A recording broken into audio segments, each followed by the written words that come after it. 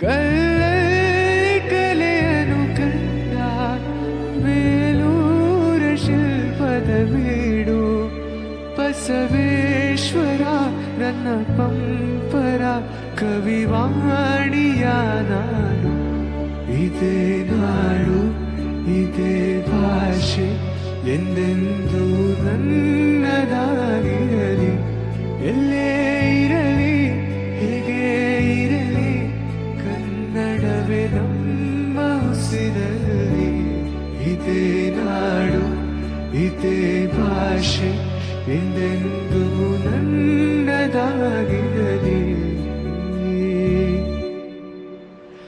ಏಳೇಳು ಜನುಮವೇ ಇರಲಿ ಈ ಮಣ್ಣಲ್ಲಿ ನಾನು ಹುಟ್ಟುವೆ.